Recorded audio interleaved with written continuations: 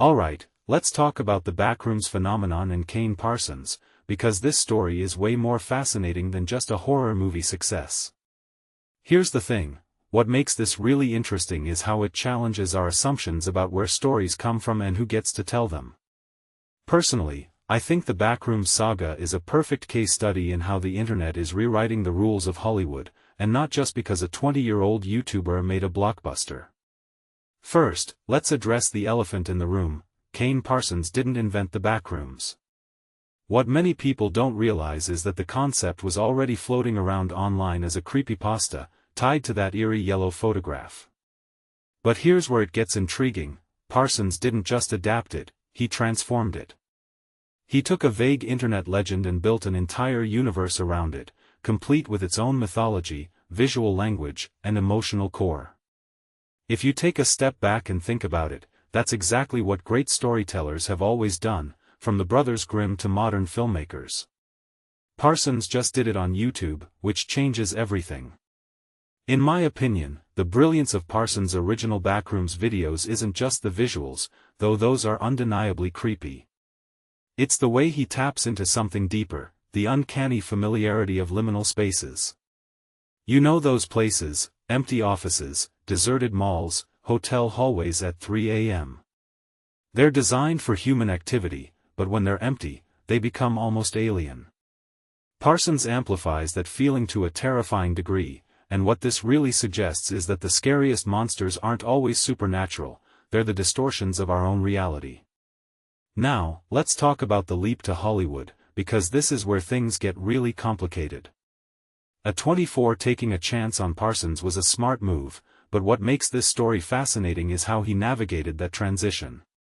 He didn't just hand over his creation, he insisted on directing it himself, and then he made the bold choice to create a new story instead of remaking his YouTube series.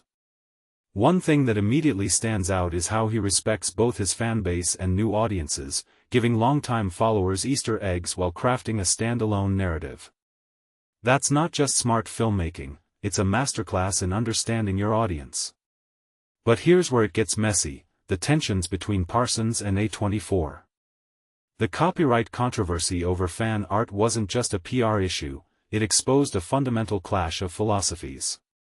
The Backrooms mythos grew out of a collaborative, open-source internet culture.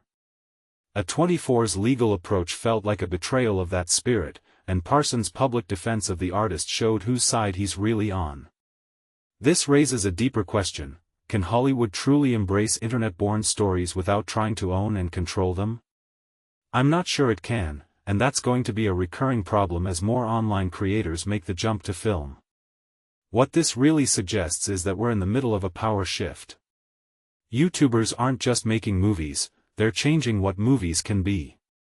Look at the analog horror subgenre, it evolved from the internet's obsession with degraded footage and found media. Backrooms is one of its defining examples, but it's part of a bigger wave that includes projects like the Mandela Catalog and Siren Head. These aren't just adaptations, they're translations of an entirely new storytelling language into a traditional medium. A detail I find fascinating is how Parsons weaves themes of isolation and self-distortion into his work. The Backrooms aren't just a physical maze, they're a metaphor for the ways we lose ourselves. Clark's character, in particular, is a brilliant study in guilt and self-destruction. He's not just a victim of the Backrooms, he becomes a monster himself, consumed by his own darkness. That's the kind of psychological depth you don't often see in mainstream horror, and it's a testament to Parsons' growth as a storyteller. So, where does this leave us? Backrooms is more than a movie, it's a cultural moment. It proves that YouTube creators can make the leap to Hollywood without losing their souls, but it also highlights the growing pains of that transition. Personally, I can't wait to see what Parsons does next, especially if he breaks free from studio constraints. But more importantly, I'm excited to see how this new generation of internet-bred storytellers reshapes cinema. Because if Backrooms has taught us anything, it's that the scariest, and most exciting, stories are the ones that come from places we never expected.